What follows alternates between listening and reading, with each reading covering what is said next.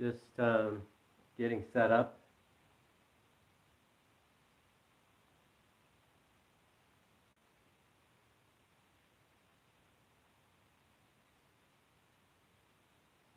One second.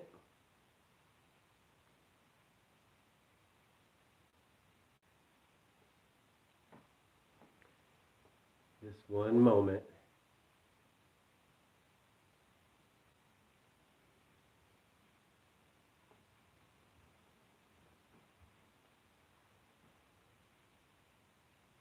Okay. One moment.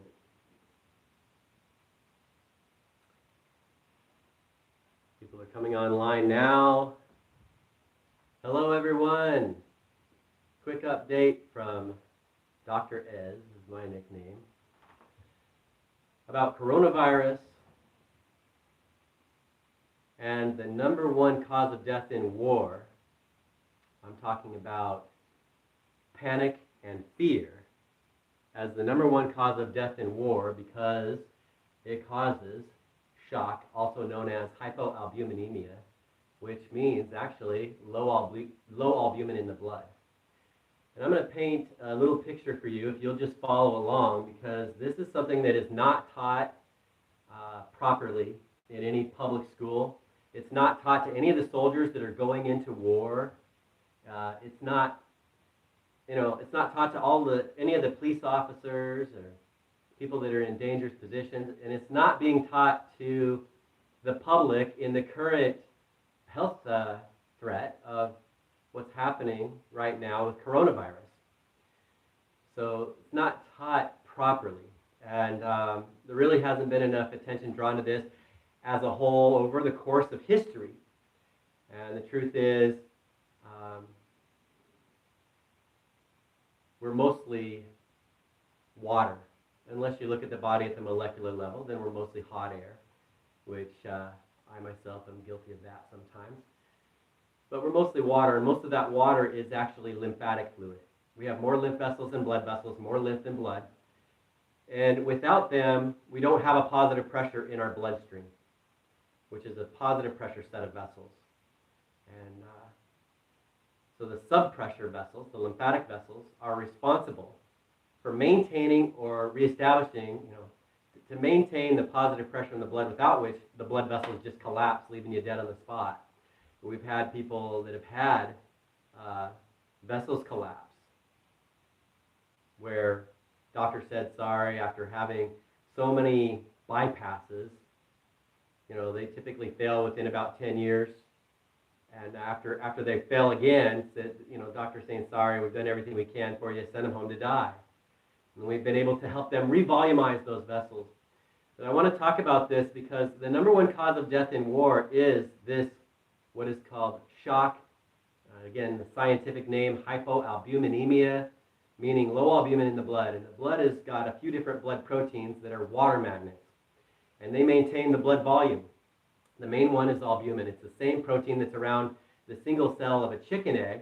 It's the same that's around all of our cells. And it's the 70% of that is what it makes up, what it's supposed to be in the blood. It's 70% of the blood protein there is albumin. And that whole content leaves every 24 hours. If not for its constant efficient retrieval, we would bleed to death internally in a matter of hours. And it can happen faster than that. It can happen so fast that the story where you hear people talk about they were dead before they hit the ground. People who jump from tall enough buildings where they actually have time to think about it on the way down. That's because when they do the biopsy, they find out that their blood vessels were collapsed, that they'd lost blood pressure, and it just goes around the cells. You're supposed to have a sub-pressure around the cells as well, and when it's lost from the blood, you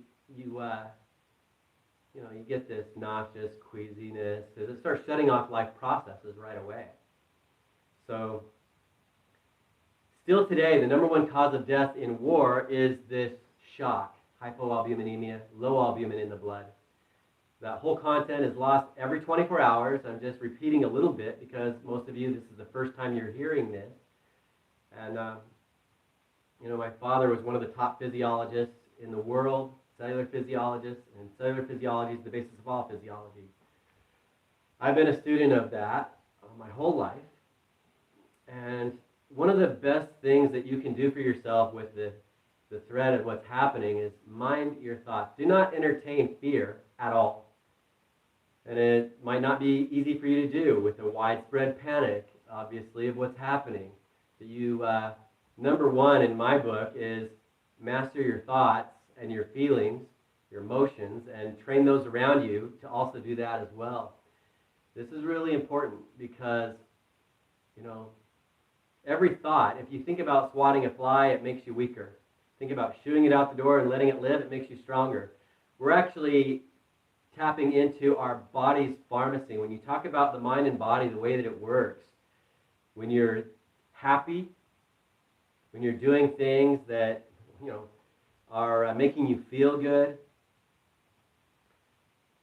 you know, getting some good exercise. And I did a video the other day on a mini trampoline and how the bouncing activates lymphatics, and it also stimulates the muscles, and there's certain chemicals that are released from the body, some of the most powerful immune chemicals, which the lymphatic system is your immune system.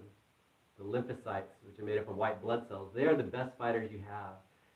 So the things like deep breathing and bouncing, stroking, compressing tissues, and energy, some people think that I'm talking about sex, and at least I might got their attention too.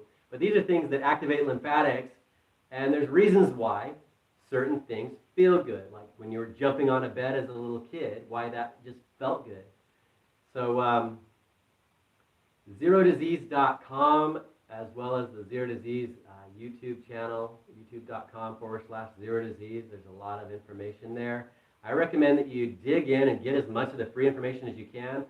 I've also got thelawsofempowerment.com, which is just a free gift right now. I took the username and password requirement off of that, and currently you can have access to the Zero Disease class, which is 2 hours of highly refined, scripted material, over 40 years of polishing the script for that. It's available for free right now on thelawsofempowerment.com. It's the science behind all the healing arts as well as all empowerment. And you'll be surprised how the scientific community has been more political than they have been scientific in many ways. I'm not saying in every way. With what's going on with the coronavirus right now, not all of the cards are in yet. Not all of the facts are in yet.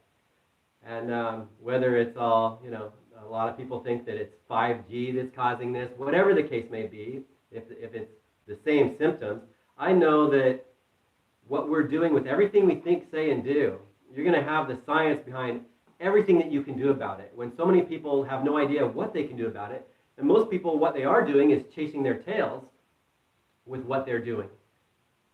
That's from what I'm seeing. They don't know really how to keep their body in a healthy state. When I was in Asia a couple years ago, I caught the big bad flu that was killing a lot of people there. Yet no one even knew that I was sick. I knew just how to keep my energy and my health levels up, keep my lungs clear. And that's another thing that one of the techniques that I'm going to be teaching this weekend on Sunday. There's going to be an online broadcast that's free for a half an hour off of the, I think it's advertised at newearthevents.com. It'll also be posted from my events page here very shortly. But then it's going to be followed by a paid hour and a half. And that's, and I don't like to turn anybody away. So I've been operating as, with a lot of charitable, my father ran charities and ministries, and I was raised that way.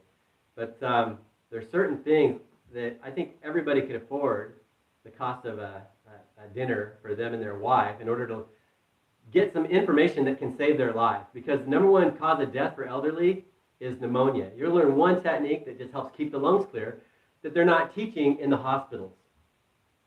And number one cause of death for elderly is if they break a hip, they sit in the hospital bed, breathe shallow, and they wonder why their lungs just fill up with fluid.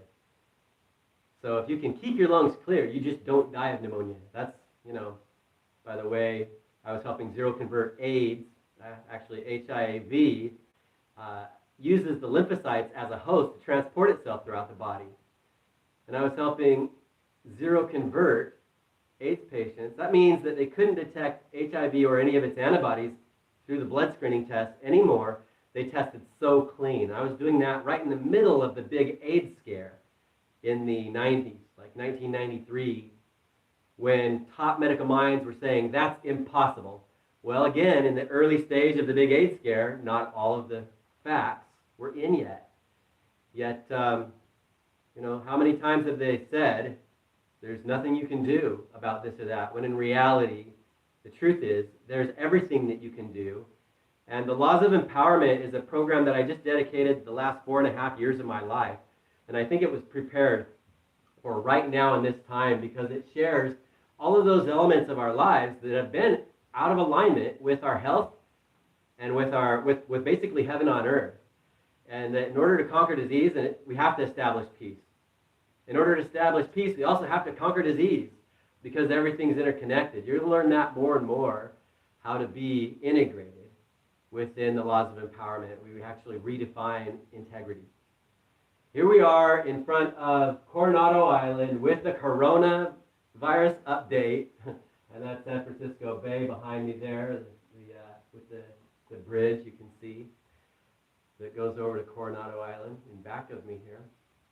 So we're broadcasting from a beautiful location. I'm going to be, again, broadcasting on Sunday. Keep an eye out for that. But right now, there's mountains, loads of information that you can access right now for free. So I recommend that you take the time to figure out what I just spent the last 4.5 to 5 years of my life producing. With a lot, I put a lot of downtime in it with not asking. So no one had told me what to do.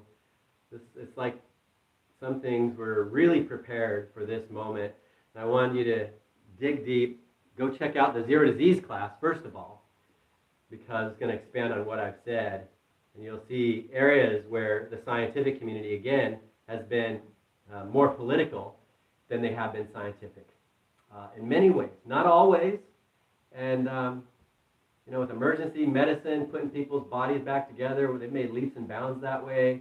When it comes to keeping our bodies free of disease and pain, they're still in the medical dark ages. You'll learn what our definition has been the past 40 years of what the medical dark ages actually means. And we're going to pull you out of the medical dark ages within that first class.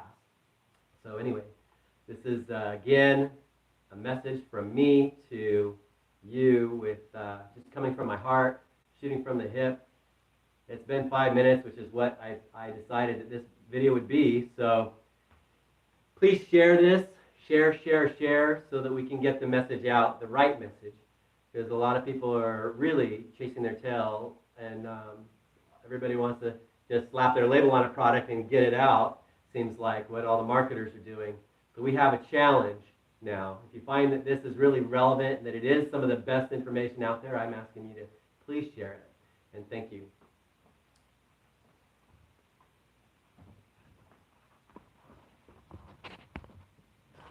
It's been 10 minutes.